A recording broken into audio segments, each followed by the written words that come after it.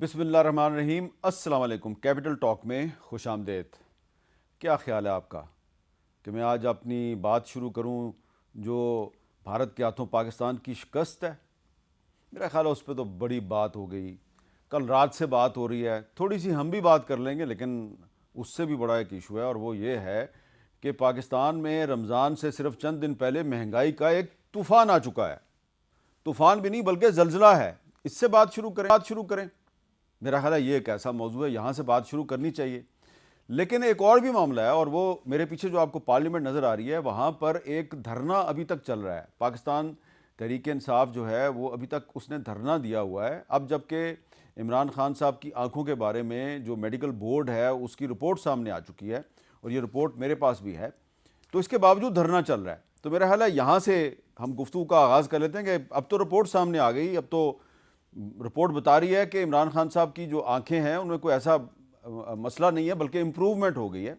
तो फिर धरना क्यों चल रहा है? तो यहाँ से गुफ्तगू का आगाज़ करते हैं। हमारे साथ मौजूद हैं जनाब बिलाल अज़हर कियानी साहब, वज़ीर ममलकत बराए और रेलवे का भी उनके पास स्टेट मिनिस्टर का पोर्टफोलियो है, और सेनेटर ओन अब्बास बपी साहब, पाकिस्तान तहरीक इंसाफ से उनका ताल्लुक़ है और इस वक्त उस जगह पर मौजूद हैं जहाँ पे कि तहरीक इंसाफ के MNAs ने और सेनेटर्स ने और बाकी जो मरकज़ी रहनुमा है उन्होंने धरना दिया हुआ है। तो ओन अब्बास बपी साहब जो हैं वो यहाँ पर स्टूडियो में तशरीफ़ नहीं लाए। उन्होंने कहा मैं वहीं पे थोड़ा सा साइड पे होके आपके साथ बात कर लेता हूँ। तो ये वहीं पर है जहाँ पे धरना चल रहा है।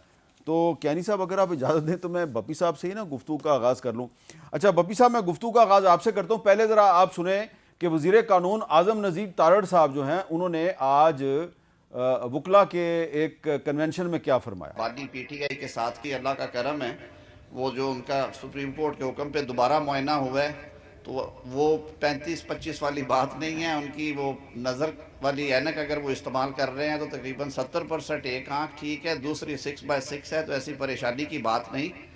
आज़म नज़ीर तारड़ साहब कह रहे हैं जी कि एक आँख में 70% बिनाई मौजूद है, दूसरी की 6/6 है, यानी कि 100% है। और वो जो पहले सलमान सफदर साहब की रिपोर्ट थी उसको ये वाली रिपोर्ट डिनाई कर रही है। तो ओन अब्बास बपी साहब, ये अब जबकि रिपोर्ट आ चुकी है और इस पर आपके पार्टी के बहुत से रहनुमा जो हैं उन्होंने इत्मीनान का इजहार भी कर दिया, तो फिर धरना क्यों चल रहा है अभी तक? बिस्मिल्लाहिर्रहमानिर्रहीम।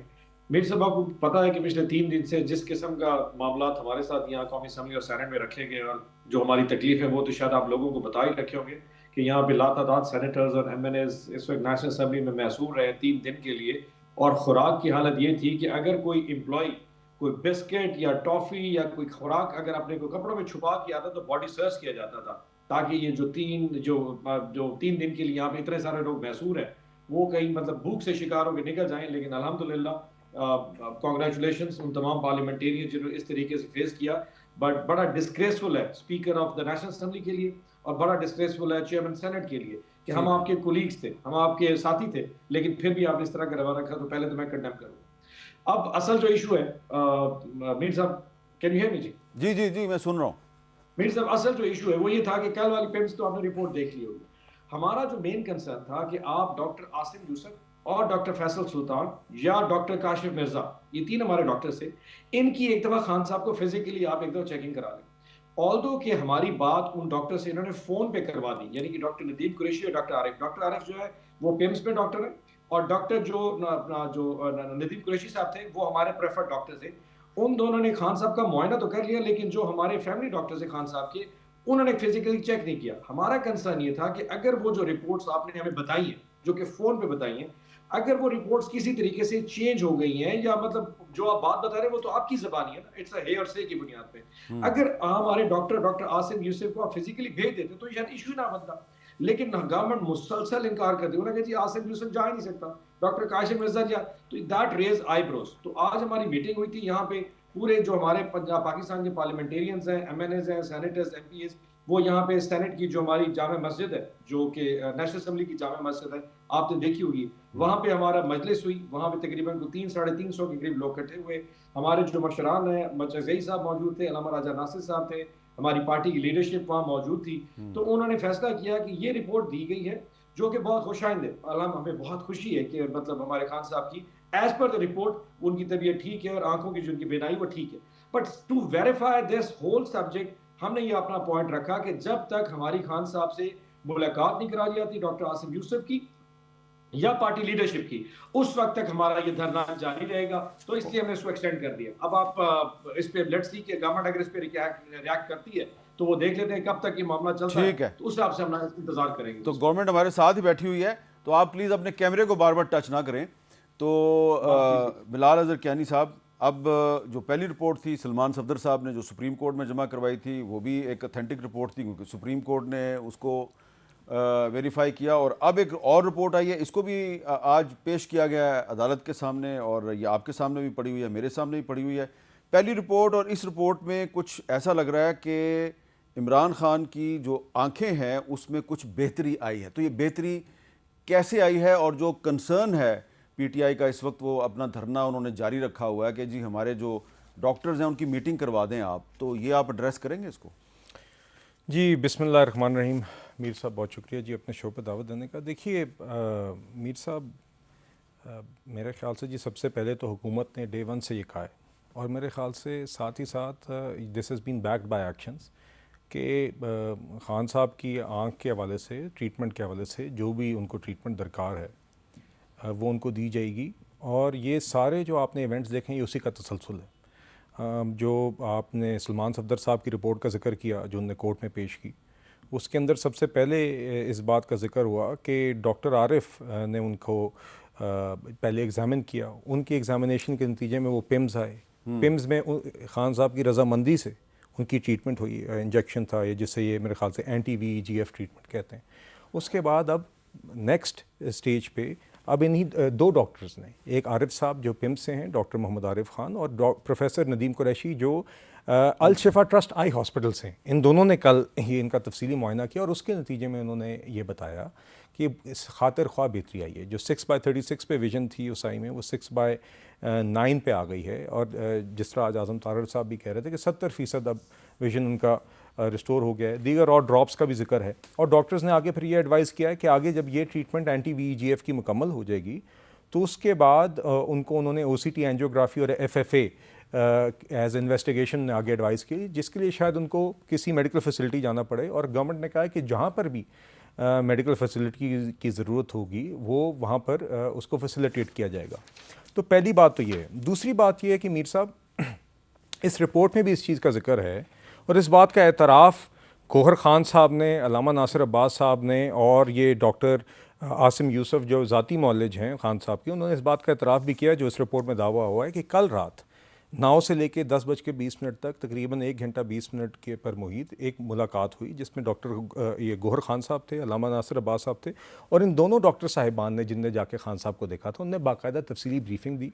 और इसी दौरान 40 मिनट के लिए डॉक्टर आसिम यूसुफ और डॉक्टर खुरम मिर्ज़ा जो एक रेटिनल स्पेशलिस्ट हैं जिनको आसिम यूसुफ साहब साथ लाना चाहते थे, उनको 40 मिनट के लिए फ़ोन पे लिया, उनके सारे सवालात के जवाब दिए, उनको तफसीली अकाउंट दिया, और उसके बाद उन्होंने अपने इत्मीनान का इजहार किया। नहीं सर, आसिम यूसुफ साहब का स्टेटमेंट आप सुन सर, वो स्टेटमेंट तो आ जाए ना। मैं आपसे कल की बात कर रहा हूँ जो हमारे पास मौक़िफ़ मौजूद है, जो कि उन दो डॉक्टर्स का है, जिसमें एक को चलें आप फिर भी हुकूमती डॉक्टर कह लें कि वो पिम्स हैं, मगर उनकी एक अपनी स्टैंडिंग, एक अपनी क्रेडिबिलिटी है। दूसरे डॉक्टर साहब प्रोफेसर नदीम कुरैशी तो हुकूमती अस्पताल से नहीं है, वो अल शिफा ट्रस्ट आई हॉस्पिटल से हैं।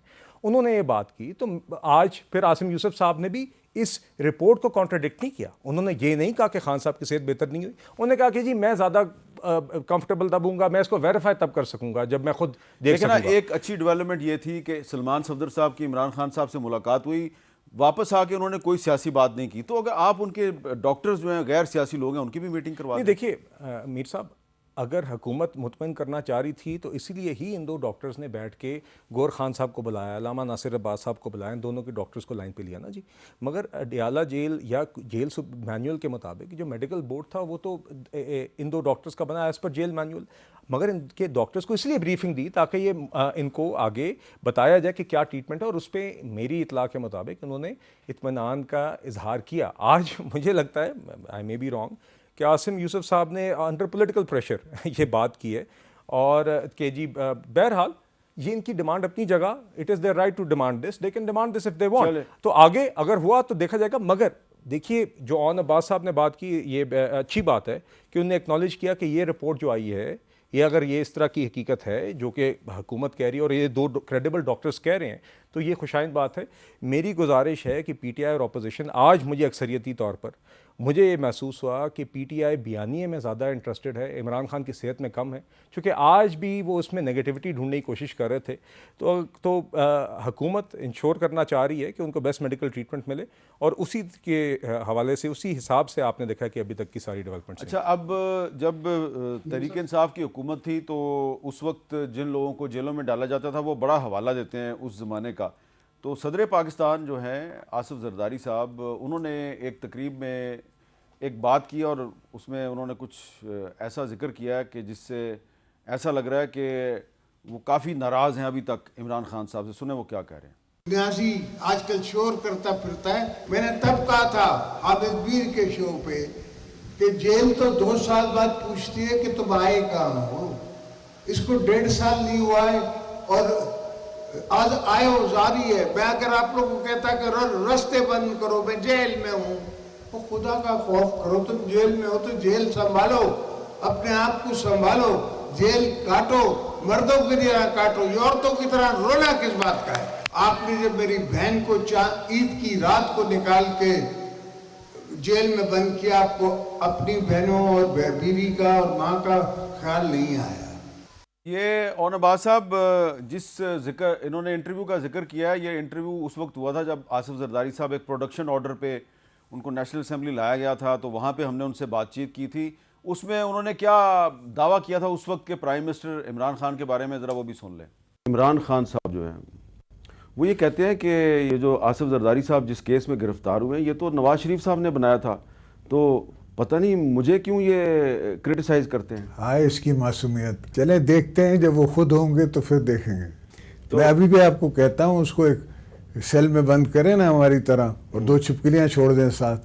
अच्छा, ये वैसे जो उन्होंने बात की है उस वक्त की थी, और आज मरियम नवाज शरीफ साहबा जो हैं उन्होंने आज प्रेस कॉन्फ्रेंस में एक तकरीब में पहले से उन्होंने इंतज़ाम किया हुआ था, उन्होंने इमरान खान के क्लिप चला दिए हैं।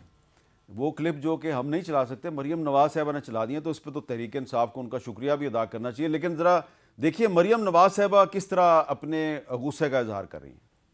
मेरे वालिद जेल में थे, मैं जेल में थी, तो मेरी वालदा को कैंसर हो गया और मेरी वालदा की बीमारी का इतना मजाक बनाया गया और ये कहा गया कि वो तो बीमार ही नहीं है, ये सब ड्रामा है। आज नवाज शरीफ फिर इख्तिदार में है, लेकिन आज तक हल्फ उठा के कह रही हूँ आपके सामने, अल्लाह ताला को हाजिर नाजिर जान के कह रही हूँ, आज तक ना मैंने कभी सोचा, ना नवाज शरीफ ने कभी सोचा, ना शहबाज शरीफ ने कभी सोचा कि इसका एसी उतरवा दूं, उसका खाना बंद कर दूं, उसका टीवी बंद कर दूं। जो बीमार है हम उसके लिए दुआ करते हैं कि अल्लाह ताला उसको शिफा दे। तो ऑन अब्बास साहब, ज़रा मैंने आपको ये 2-3 क्लिप सुनवा दी है, तो अब आप क्या इस पे बोलेंगे कि ये जो माजी में जो कुछ होता रहा, तो ये वही उसका जवाब एक गुस्से के इजहार के तौर पे दिया जा रहा है, तो ये सिलसिला कब तक चलेगा? जब आपकी हुकूमत आ जाएगी तो फिर आप भी यही कुछ करेंगे?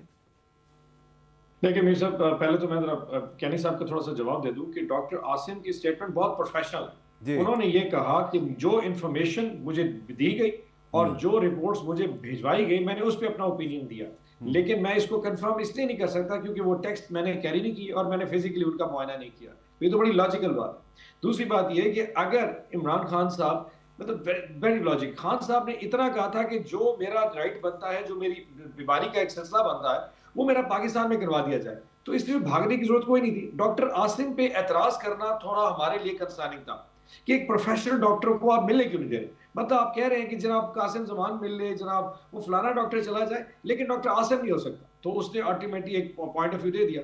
जहां तक जरदारी साहब की स्टेटमेंट है, इस उम्र में आके इस तरह की गुफ्तगू, आई एम श्योर लोगों ने जिस तरह इसको देखा होगा, बट हैविंग सेड दैट, उनका और खान साहब के केसेस में क्या कंपैरिजन, वो करप्शन के केस में थे। मतलब पाकिस्तान, सारी दुनिया जानती है कि खान साहब के केसेस जो है पॉलिटिकल मोटिवेटेड है, और जरदारी साहब पे, नवाज शरीफ साहब ने जो केस बनाए थे वो करप्शन पे थे। वो उस वक्त की जो BMW का केस था या स्टील मिल के ऊपर था या पता नहीं जो भी केसेस थे, उससे हमारा कंसर्न और इस इशू को आगे बनाना, and let's get the correct facts right. 2.5 साल हो गए इमरान खान साहब को जेल में। एक दफा उन्होंने ये कहा कि मैंने इलाज के लिए मुल्क से बाहर जाना है, एक दफा। अब जो इशू बना वो सिर्फ ये था कि, और मैं थोड़ा सा फिर फैक्ट्स बता दूं, आज हमें डॉक्टर साहब ने आज जो हमें बताया, जो रिपोर्ट में लिखा, पहली दफा इमरान खान साहब की जो ये डायग्नोसिस वो 15 जनवरी को हुआ था। 15 जनवरी को पता लगा, 21 को बोर्ड बना था और 25 जनवरी को जाके इलाज हुआ। इसका मतलब है कि जो खान साहब इससे पहले भी इनको बता रहे थे उसमें भी कम से कम 1 महीने का डिले हुआ था। तो वो जो लापरवाही अपनी जगह पे, अब डॉक्टर आसिम का जाना वो इशू अपनी जगह पे। जहां तक नवाज शरीफ साहिबा की, मरियम नवाज शरीफ साहब फरमा रही है, अगर तो इमरान खान कहता कि मेरे प्लेटलेट्स गिर गए और मुझे मुल्क से बाहर भेजो, हम जुर्मवार भाई जनाब बिल्कुल भागना चाहते हैं, शायद बुज़दिल हो चुके, लेकिन हमने तो कभी कुछ ही नहीं कहा। हमने तो कहा यार डॉक्टर को चेक करवा दो। अगर वो समझता तो यहाँ पिम्स और अल शिफा पाकिस्तान का हॉस्पिटल है, ये कोई पाकिस्तान से बाहर नहीं है। डॉक्टर नदीम कुरैशी और डॉक्टर आसिम पाकिस्तान के डॉक्टर से, बट बार बार वो एक स्टबर्न अप्रोच के साथ हमें हमारी औकात दिखाने का जो कॉन्सेप्ट है, और अल्टीमेटली पाकिस्तान में मैं देखें इसको पॉजिटिवली देखता हूँ। अगर ने इसको रिस्पॉन्ड किया परफेक्टली फाइन, अब सिर्फ एक काम रह गया, and this is no politics. आप कल एक दफा उनके जो प्रेफर्ड डॉक्टर आसिम की मुलाकात करा दें, हम फिजिकली अपनी आंख से देखेंगे, वो कहीं मेकअप किस्म की जो है ना ठीक है रिपोर्ट्स था, तो लेकिन मैटर एंड हो जाएगा। बपी साहब, ये जो मरियम नवाज शरीफ साहब ने आज इमरान खान साहब के क्लिप चला दिए हैं जो पीटीवी पे चल गए हैं, हम अभी भी नहीं चला सकते, तो आप शुक्रिया अदा करेंगे मरियम नवाज का कि इतने अरसे के बाद इमरान खान साहब के क्लिप कम से कम सरकारी टीवी पे तो चल गए। मैं शुक्रिया अदा करता हूँ। चले, बहुत बहुत मैंने देखा नहीं लेकिन अच्छा, अब इसका क्या जवाब देंगे आप बिलाल अज़हर कियानी साहब कि ये बपी साहब कह रहे हैं जनाब कि हमारे डॉक्टर की मीटिंग करवा दें, बात ख़त्म हो जाएगी? देखिए मीर साहब, देखिए सबसे पहले तो मैं ये कहना चाहूँगा कि आपने देखा है कि किसी किस्म की कसर जितनी जैन मैनुअल के अंदर हो सकती है, मतलब कि जिस तरह का फॉलोअप हुआ, जिस तरह की रिपोर्टिंग, जिस तरह की ट्रांसपेरेंसी के साथ इन डॉक्टर्स ने किया। और एक डॉक्टर, मैं अगेन आई विल रिपीट कि एक डॉक्टर वो हैं जो अल शिफा ट्रस्ट आई हॉस्पिटल के हैं, जो सरकार के नहीं हैं, हुकूमती अस्पताल नहीं है, और इनकी इस अस्पताल की एक अपनी क्रेडिबिलिटी है और आप जानते हैं, और इधर के डॉक्टर्स की अपनी क्रेडिबिलिटी है। और कल देखिए इनके दोनों मौलजीन ने, खान साहब के, वो आसिम यूसुफ साहब और जो डॉक्टर खुर्रम मिर्ज़ा वो साथ लाए थे, उन्हें 40 मिनट इनके साथ सवाल जवाब किए, तो इसलिए किए ना मुतमईन होने के लिए। और मेरी इतला ये है कि उसमें मुतमईन थे। देखिए आगे ठीक है, उनने मुतालबा किए, it's up to the jail superintendent कि आगे शायद वो भी मुमकिन हो जाए, मगर इस बात को तो आप माने कि ये जो एक पहले तासुर दिया जा रहा था कि जी खान साहब पता नहीं कौन सी कैदे तन्हाई में अकेले हैं और उनके ऊपर किस किस्म की एक तस्वीर खींची जा रही थी, वो तो सलमान सफदर साहब की अब आपने देख लिया ना उस रिपोर्ट के अंदर कि वो मर्जी के खाने भी खा रहे हैं, वहाँ पे तो हीटर भी लगा हुआ है, हमारा तो कोई। लेकिन मर्जी के खाने मर्जी के खाने उस तरह के नहीं है जिस तरह के हमें बताया जाता है। नहीं सर, ठीक है, नहीं मगर बात यह है कि उनका हीटर भी लगा हुआ है और यहाँ पे कोई लीडर अमेरिका जाके बयान नहीं दे रहा कि मैं उसका हीटर उतार दूंगा। कोई शख्स यहाँ पे उनकी तस्वीरें लगा के ये नहीं कह रहा कि ये देखो पहले शक्ल थी, ये देखो बाद में शक्ल थी। ये नीच हरकतें खान साहब ने की थी। हम हरगिज़ भी ये नहीं कह रहे कि कोई भी कैदी ये डिज़र्व करता है, मगर मैं उम्मीद करता हूँ कि खान साहब और उनकी जमात को आज उस पर शर्मिंदगी ज़रूर होनी चाहिए, शर्मिंदगी ज़रूर नहीं चाहिए। हम आज भी कहते हैं, जिस तरह अभी मरियम नवाज साहबा ने कहा कि जो भी बीमार है अल्लाह ताला उसका शिफा दे, और इस केस में भी हम चाहते हैं कि उनको बेस्ट मेडिकल ट्रीटमेंट मिले। बाकी मेरे ख्याल से सियासी इनकी लीडरशिप को और इनके डॉक्टर्स को बुला के तफसील से एतमाद में लिया गया कल, और आगे भी इंशाल्लाह आई एम सर्टन कि उसको इंश्योर किया जाएगा। एक ट्रीटमेंट प्लान भी आगे का वाजे किया गया है। तो मेरी भी उम्मीद है कि PTI अब इस पर सियासत नहीं करेगी। अगर उनकी वाकई में उनका जो इंटरेस्ट है वो खान साहब की सेहत में है, तो इस चीज़ को आप जितना मर्की करेंगे, जितना आप इसके ऊपर सेहत पे फोकस करने के बजाय बयानिए पे फोकस करेंगे, उतना ही आप खुद खान साहब की सेहत पर डिसर्विस करेंगे। अच्छा, अब एक और इशू बहुत बड़ा इंपॉर्टेंट है, क्योंकि आपके पास पोर्टफोलियो है फाइनेंस का, तो आपकी मौजूदगी का फ़ायदा उठाते हैं। कुछ अरसा पहले तक, यानी कि चंद हफ्ते पहले तक, जो वज़ीर-ए-आज़म और चीफ मिनिस्टर पंजाब साहिबा हैं, वो ये कह रही थी जी पाकिस्तान में महंगाई बहुत कम हो गई है, अफरात ज़र बहुत ही कम हो गई है। लेकिन अब जो सूरत हाल है वो कुछ मुख्तलिफ है। पहले ज़रा सुने जी प्राइम मिनिस्टर और चीफ मिनिस्टर पंजाब क्या कहते रहे। अभी हम 2025 में हैं तो महंगाई सिंगल डिजिट में आ चुकी है। Today the results speak for themselves. Inflation has fallen dramatically from 29.2% to 4.5%. Our macroeconomic indicators are pretty reassuring. Our inflation rate is down from 30% to 5.5%. Pakistan की इकोनॉमी आज एक मोजज़ा बन गई है। 40% पे महंगाई पहुंची हुई थी, आज 0% पे महंगाई आ गई है। अच्छा, अब इसमें थोड़ा सा आपको कंट्राडिक्शन नज़र आ रही होगी। प्राइम मिनिस्टर साहब ने एक दफ़ा कहा कि 4.5% पे आ गई है, एक दफ़ा वो कह रहे हैं कि 5.5% पे आ गई है। मरीम नवाज शरीफ साहबा कह रही हैं जी कि 0% पे आ गई है। लेकिन ये जो कल रात को पेट्रोल, डीज़ल और मिट्टी के तेल की कीमतों में इजाफा हुआ है, इसके बाद मार्केट में क्या सूरत हाल है, मैं चाहता हूँ कि बिलाल अज़हर कियानी साहब भी देखें और आप भी देखें।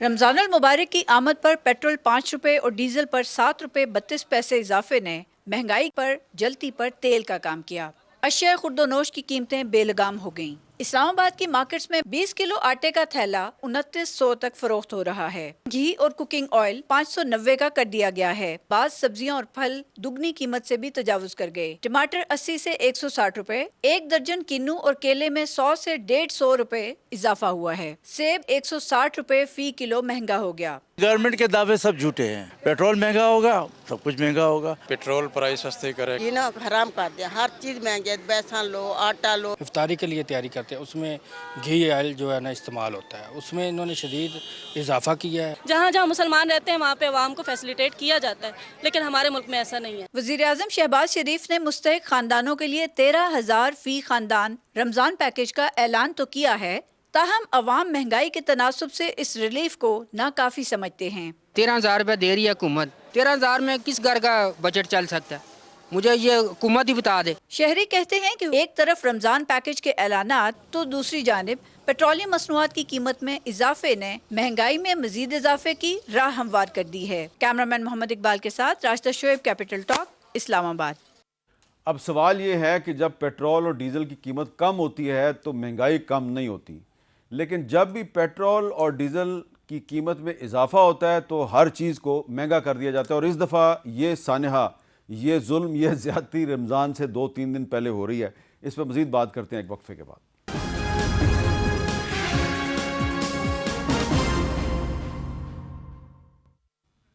कैपिटल टॉक में दोबारा खुशामदीद। जी बिलाल अज़हर कियानी साहब, ये जो पेट्रोल और डीज़ल की कीमत में इजाफा हुआ है रमज़ान से पहले, तो आपको भी पता होगा महंगाई का एक तूफ़ान आ गया है। तो ये दुनिया के तमाम जो ममालिक हैं, इस ख़ास तौर पे इस्लामी ममालिक, रमज़ान के महीने में वो रिलीफ देते हैं अपनी पब्लिक को। यहाँ पे जुल्म हो रहा है, यहाँ पे उन पर बोझ बढ़ाया जा रहा है। जी मीर साहब, देखिए सबसे पहली बात यह है कि आपने वो कहा क्लिप्स चलाते हुए कि जी मुख्तलिफ फिगर्स दिए जा रहे हैं। वो मुख्तलिफ फिगर्स मुख्तलिफ औकात पर जब प्राइम मिनिस्टर ने और मरियम नवाज साहिबा ने जब स्टेटमेंट्स दी, तो उस वक्त हर महीने आपको पता है कि इन्फ्लेशन का फिगर आता है, तो उन्होंने उस हवाले से दी। मगर बुनियादी बात यह है कि वही महंगाई की शरह जो 30% से तजावज़ कर चुकी थी या मिड-20s में थी जब हमारी, इस वक्त कितनी है सर? अभी आपके पास जनवरी के माह की 5.8%, 5.8%। और सेंसिटिव प्राइस इंडेक्स जो कि वीकली इन्फ्लेशन ट्रैक करता है, 12 फरवरी को जो हफ्ता इख्तिताम पजीर हुआ उसमें उससे पिछले हफ्ते से बल्कि कीमतों में कमी आई। PBS के मुताबिक 0.6% कमी आई, और उसमें अंडे, टमाटर, मुर्गी, प्याज, आलू, आटा, चीनी, इन सब चीज़ों में 12 फरवरी को जो हफ्ता ख़त्म हुआ उस हफ्ते में पिछले हफ्ते के तनासब से कमी आई थी कीमतों की। लेकिन हमारी रिपोर्ट जो है ये रात को जो सानहा हुआ है पेट्रोल और डीजल महंगा हुआ है उसके बाद। अच्छा मीर साहब, मैं इसमें बताता हूँ। देखिए ये तो एक मैक्रो पिक्चर देता है जिसमें पाकिस्तान ब्यूरो ऑफ स्टैटिस्टिक्स का अपना तरीक़ाकार कि वो दीगर मार्केट्स का पाकिस्तान में जायज़ा लेता है।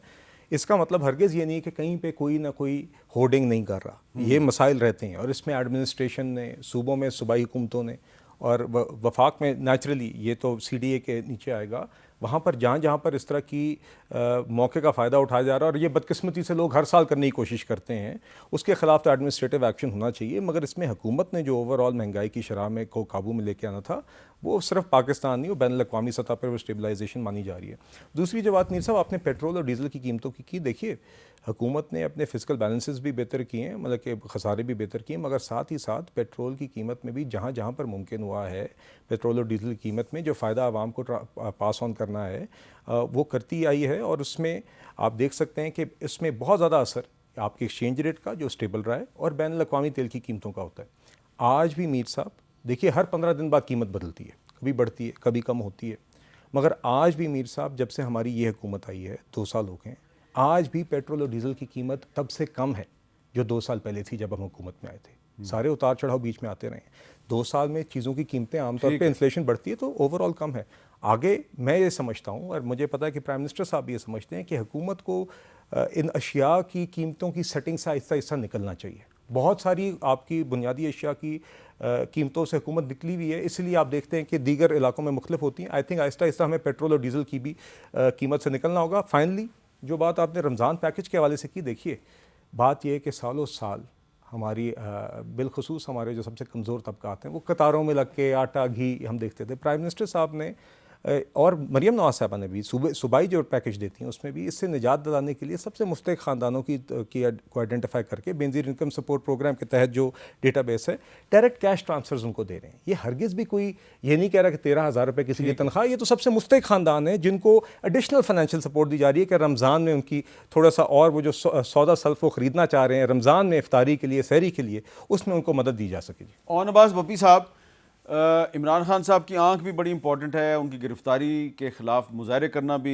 आपका हक़ है, लेकिन एक सवाल बहुत से लोग पूछते हैं कि तहरीक इंसाफ जो है वो इतना महंगाई का जो तूफ़ान है इस पर नहीं बोलती। जब आपकी हुकूमत थी तो आपको याद होगा बिलावल साहब और शहबाज शरीफ साहब बहुत बोलते थे, लॉन्ग मार्च करते थे महंगाई के ख़िलाफ़। आप लोगों ने कभी महंगाई के ख़िलाफ़ इस तरह का लॉन्ग मार्च क्यों नहीं किया? अच्छा भाई साहब, पता क्या है, जब से ये इश्यूज इतना कॉम्प्लिकेटेड इमरान खान साहब की मुलाकात के हवाले से और उनकी सेहत के हवाले से, तो हमारा प्रायोरिटीज जो मेन फोकस था वो उधर रह गया। अल्टीमेटली ये है तो पब्लिक के इश्यूज, हमें इस पर ध्यान करना ही चाहिए। आप देखेंगे बवक्तन फ़क्तन हम इसको सेनेट में और नेशनल असेंबली पे इस पे आवाज़ भी उठाते रहते हैं, लेकिन क्योंकि हमें ओवर ऑक्यूपाई इन लोगों ने इस तरह मतलब ऐसे इश्यूज में, पैटी इश्यूज में कर देते हैं जो कि शायद मतलब मैटर नहीं कर रहे होते। लेकिन अब खान साहब की सेहत का इशू इतना इंपॉर्टेंट था कि मैं नहीं, पाकिस्तान तहरीक इंसाफ नहीं, पूरा पाकिस्तान एक हैजान की कैफियत में था। जिस शख्स के लिए अभी खैरी साहब ने कहा ना कि उसने नीच हरकत की, उस नीच हरकत वाले शख्स को उसकी एक झलक देखने के लिए पूरा पाकिस्तान बैठा था। अल्लाह ना करे उसकी आंख को कुछ हो जाए। It is so important for everybody in Pakistan कि शायद इनको अंदाजा भी नहीं। बट मूविंग फॉरवर्ड सर, मैं थोड़ी सी फिगर्स ठीक कर दूं। आप ये देखिए मिर्जा साहब कि इन्होंने 2 काम किए और रमजान से पहले एक हफ्ते के अंदर, एक हफ्ते पहले इन्होंने सोलर पैनल के ऊपर जो टैक्स लगाया था वो रमजान का तोहफा इस गरीब आवाम की पाकिस्तान में, जिन्होंने लाखों करोड़ रुपए लगा के, अरबों लगा के अपने घर में अपनी बचत लगा के घर पे सोलर पैनल लगाए थे। नेट मीटरिंग का कॉन्सेप्ट खत्म कर दिया कि जितने पैसे यूनिट दोगे उसके भी पैसे देंगे और जितने लोग उसके भी पैसे देंगे, उसको नुकसान कर दिया। नेट मीटरिंग को उड़ा के रख दिया, लोगों की कमाई जाया कर दी। दूसरा, ये कल यानी कि आपको पता है 2 दिन में रोजे आ रहे हैं, महीना ना रेट बढ़ाते, कौन सी ऐसी तकलीफ हो गई थी, लेकिन क्यों अकल नहीं है ना। दे ऑल गो, डिक्टेशन आती है IMF से। वो एक फॉरेन मिनिस्टर साहब बैठे हुए, फाइनेंस मिनिस्टर साहब, जो कि ऑब्वियसली अंडर कमांड इनके नहीं है, उनको भी इनके साथ इम्पोज किया गया था, वो अपनी मर्जी का फैसला कर देते। और जो बार बार इन्फ्लेशन की बात करें, मैं थोड़ा फैक्ट्स ठीक कर दूं। मंथ ऑन मंथ जो इन्फ्लेशन है वो 2% है इस वक्त। आप अभी आप गूगल करके देख लीजिए, जो आपकी कोर इन्फ्लेशन है वो 21% है, और जो आपकी food inflation as on today, मैं अभी की बात कर रहा हूँ, वो 25% तक जा चुकी है। यानी कि आपकी आटे की कीमत जो है ना, जो हमें बाद में 14 रुपए की रोटी सुनाते थे, आज से 1 हफ्ता पहले 25 रुपए की रोटी है इस वक्त। और अभी रोजों के बाद किधर रोटी जाती किसी को अंदाजा नहीं। बेसन हो, खजूर हो, तेल हो, हर चीज की प्राइस, ये एडमिनिस्ट्रेटिव फैसले नहीं होते, ये आपकी पॉलिसी मैटर्स होते हैं। अगर आप टैक्सेस हिसाब से बढ़ा, अब ये कोई पॉलिसी मैटर है कि आपने 3 रुपए या 4 रुपए डीजल बढ़ा दिया या पेट्रोल बढ़ा दिया, सो गरीब पे आप इम्पैक्ट डालते हैं because you don't have any concern.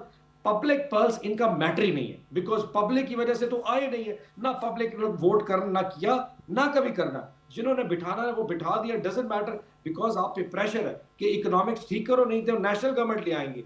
ये जो डर और खौफ है उसमें ये कुछ फैसले भी कर जाएंगे। अच्छा, एक मिनट इनको डर हमसे नहीं है। आपने कहा कि उनसे है, आपने परफॉर्मेंस दो। आपने कहा इनको डराया जा रहा है कि हम नेशनल गवर्नमेंट ले आएंगे।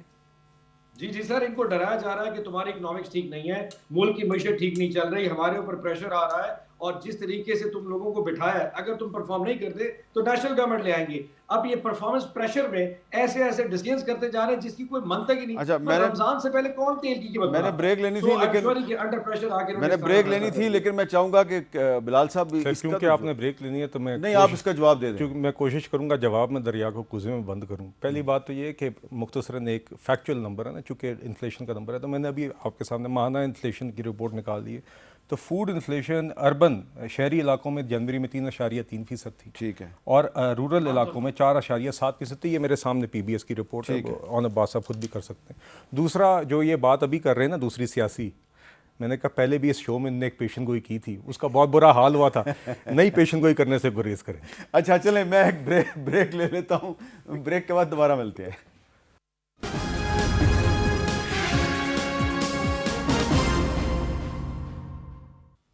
कैपिटल टॉक में दोबारा खुश आमदीद। बात कर रहे हैं हम पाकिस्तान में जो महंगाई का तूफ़ान है वो क्यों आया है, उसका कौन ज़िम्मेदार है। लेकिन अगर मैंने आज जो T20 वर्ल्ड कप है उसमें जो कल रात को भारत के हाथों पाकिस्तान की शिकस्त है उस पर बात ना की तो बहुत से लोग जो हैं वो बेमज़ा भी होंगे, किसी को रात को नींद नहीं आएगी, क्योंकि लोग ये चाहते हैं कि इस पर भी बात हो। अब मैं बहुत से लोगों को कहता हूँ कि भाई इसमें पॉलिटिकल गुफ्तगू होती है, वो कहते हैं जी सियासत भी पे भी बात करें, लेकिन क्रिकेट में भी सियासत आ गई है, इसीलिए पाकिस्तानी टीम का ये हाल हुआ है। कुछ लोगों का ख्याल है कि पाकिस्तानी टीम पर ज़रूरत से ज़्यादा तनकीद की जा रही है और ये अभी पाकिस्तान जो है वो T20 वर्ल्ड कप से बाहर नहीं हुआ। अभी सुपर 8 में पाकिस्तान जा सकता है। अभी एक नामीबिया के साथ मैच 18 फरवरी को होना है।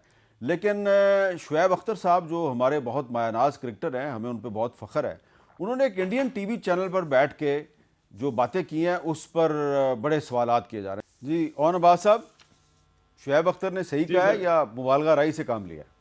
नहीं, मुबालगा राय नहीं, इसमें कोई मुबालगा राय नहीं। देखें, इनकॉम्पिटेंस बंदा किसी जगह भी लगाते हैं। आप क्या एक ड्राइवर को दे दे जिसको गाड़ी ना चलानी होती तो वो तो 2 मिनट में जाके गाड़ी उल्टा देगा। This is as simple as true.